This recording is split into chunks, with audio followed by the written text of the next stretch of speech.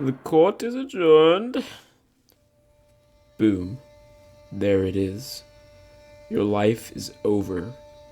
Everything you've worked for in your life ended with a knock of a gavel.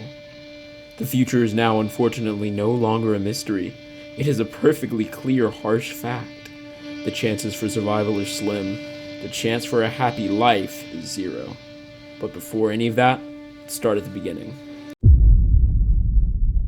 Now, throughout this video, we're going to be talking to Gaius. Now, you've made some very questionable decisions in your sad, pathetic life, Gaius. Your first mistake was being born poor. A common mistake that many people make even now, unfortunately. Now, the politically correct term for poor people back in ancient Rome was plebeians, and this class included basically everyone who wasn't bougie, and those who were bougie were called the patricians. Now, the patricians are your Trumps, your Clintons, your Gates, the Brian Thompsons, people like that. They could pretty much get away with anything, step on your class, and also form the Senate. At least you could own slaves. But don't worry, the patricians had almost whole legions of enslaved people that they owned, so no matter how hard you try, they will always be superior to you in every way possible. But anyway, we're not focusing on the societal implications of Rome as the main topic of this project. We're talking about the Roman legal system. So, let's start at the top of the system. There would be two consuls who were basically in the top three of the most important men in the empire, behind only the emperor himself. They would be elected by the curiate and centuriate assemblies, who were formed primarily by the patricians. Those two assemblies would then elect the magistrates, or as I will be referring to them for this video, praetors. There would be 8 praetors at a time, and there would be 2 praetors who worried about the civil matters, and then the remaining 6 handled criminal cases. These praetors would handle these matters mainly, such as extortion, bribery, embezzlement, treason, assault, murder, and forgery. Now, of course, Gaius, you are not a patrician, are you? You're poor.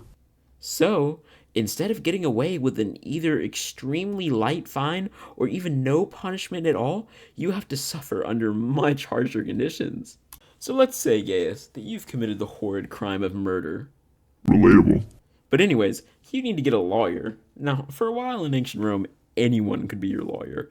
It could be your family, it could be your friends, it could be your neighbor, anybody. But Gaius, your family is dead. I killed them. And I know you have no friends whatsoever. And you killed your neighbor because you found him alone with your wife. Obviously, you didn't take kindly to this, but guess what? Your neighbor is a ridiculously wealthy man, so it doesn't matter what you think. Now, you knew this, so you did the only course of justice you felt was obtainable: vigilante justice. But again, that's off topic. We're not talking about your tortured past. You need a lawyer. Before that, the plaintiff, in this case the son of your neighbor, calls you to come to court. Now, the job of a lawyer is locked behind a battle pass. You have to at least be a patrician to become a lawyer. However, you should feel at least a little bit better in the case that some of the lawyers, or advocates as they were called, don't even know the law and focus purely on increasing their prowess in rhetoric. So sometimes you need 2 advocates for one case. Surprisingly enough, you could actually afford a lawyer, which is shocking considering both your lack of funds and maidens. Well, anyways, let's start the trial. You dress in your best, that being recently cleaned rags that you call clothes, and your horribly unwhite and creased Air Force Ones. Now, this is important. Pay attention, Gaius.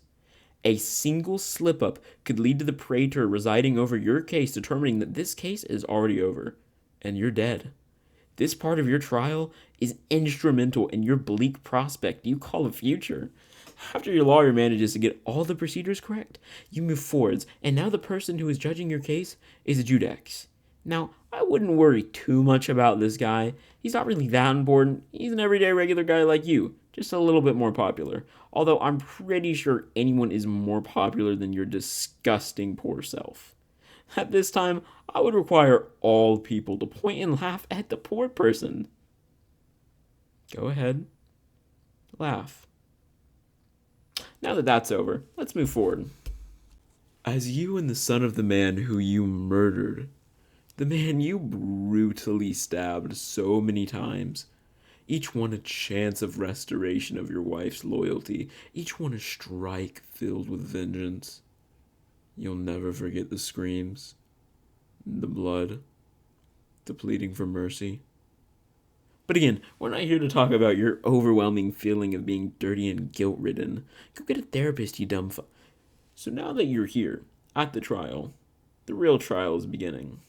Your lawyer stands up and begins to attempt to spin a tale about how you were a poor orphan, a man whose wife was his only hope in life, a man who was simply avenging his wife's loss of purity. You listen to your lawyer with hope as he spits with the flow of Biggie Smalls and the technicality of Eminem, dropping bars left and right, defending you to the best of his ability. But oh, you poor soul, Gaius. You seem to have allowed your hope to swallow the reality of your situation. You've forgotten the most defining and important part of your life. The amount of zeros in your bank account. And guess what, champ? The amount of zeros in the plaintiff's bank account is a lot more than in yours. You're cooked. As the trial goes on, slowly and slowly more evidence compiles against you. And clearly the Judex is more inclined to value what the man with money and a charming smile has to say than whatever your sorry side can come up with. As your hope dwindles into the negatives, your mental state somehow lower than when you realize no matter what you did, the blood wasn't coming off your hands. The Judex bangs his gavel. And now, we're back to where we started. If you were a patrician, you would probably be able to just get off with a slap on the wrist, a substantial fine, but nothing you couldn't handle, or maybe even a lash or two, something you could recover from. But you're a pleb. The options are not looking good for you.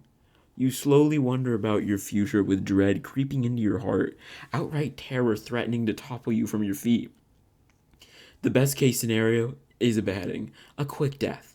The problem is everyone's going to be watching you, Gaius. For you see, public executions were like movies back in the day. But since you are particularly disliked, the options you have awaiting you are crucifixion or burning at the stake. You know the stories of crucifixions, especially the one of the Spartacus slave rebellion. You know the stories of the wrath of Emperor Titus, how he crucified all the slaves who survived for 100 miles down the Appian Way, which would have been about 80,467 people. You know there is no mercy, don't you, Gaius?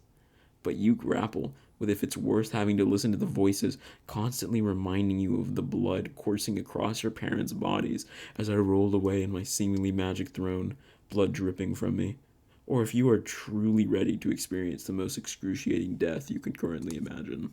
And so you decide that you want to live. You try to run, but this only furthers your ruination. You were stopped by the son of the man whom you murdered.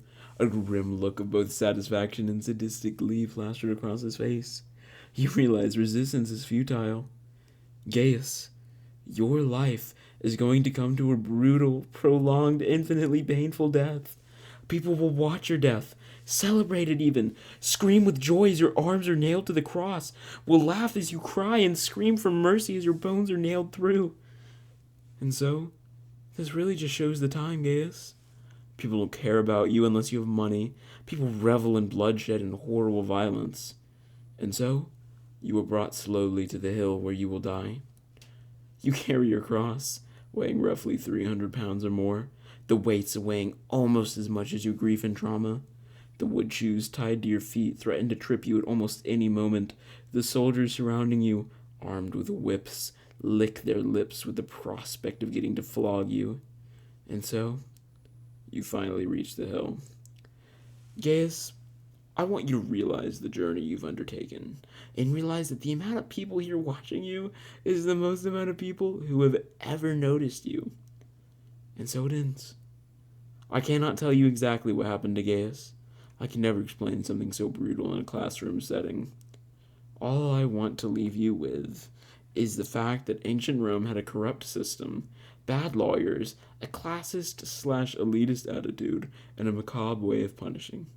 And remember that there are more and more people like Gaius everywhere, modern and ancient, and the patricians will always prevail.